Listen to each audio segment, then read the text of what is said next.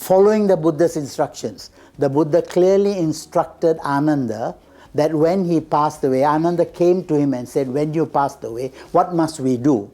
And the Buddha said, you must cremate me in the way that a Chakravartin is cremated, meaning a world ruler, a Chakravartin. A world ruler is cremated in the following manner. First of all, there are 3 coffins. His body is first wrapped up in cotton wool. Body is completely wrapped up in cotton wool, put into a wooden coffin. And then that coffin is put into a bigger coffin, and finally is put into a iron coffin. Iron in those days, at the beginning of the Iron Age.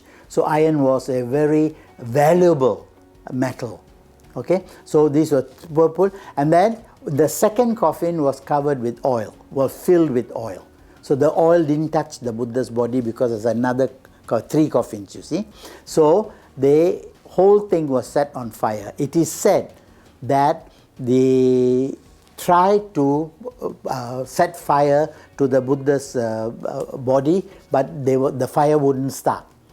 The fire wouldn't start until Venerable Mahakasyapa, who was the most senior monk, after the Buddha at that time, because Venerable Sariputta and Moggallana had already passed away, and Venerable Ananda was not an Arahant yet. Okay, so Venerable Kasyapa was late in coming. As soon as he arrived, when he walked round the Buddha's coffin, the fire automatically started. Then the Buddha's relics were removed. When the Buddha's relics were removed, an argument arose between 8 kings who should get, each was claiming that he should get the relics, and they were going to go to war.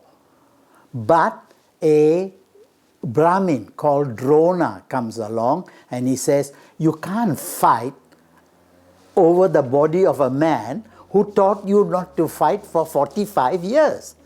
You're making nonsense of this. Let me be the arbitrator. I will divide up. So he divides up the relics into 8 parts. And he takes container that were left for himself. The story goes that these parts were taken to different parts of India by the different kings, obviously in northern India, and they were buried in stupas. All right? And later, after that, about 200 years after this event, Emperor Asoka comes along. He takes back all these relics, puts them together, divides them up into 84,000 parts, and distributes them all over India. Towards the end of the last century, some of these archaeologists went to Kapilavatthu, where the Buddha's relics were interned by his family.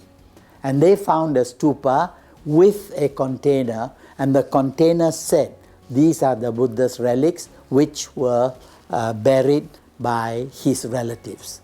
Right? And we have received them. They are to be found in Delhi Museum today. It is important to all Buddhists as a symbol of the great man who actually lived. And to us it has a lot of significance. And people pay a lot of shraddha, a lot of faith. It has nothing to do with your spiritual journey, but it certainly has a lot to do with your devotional well-being. So we have relics all over the world today.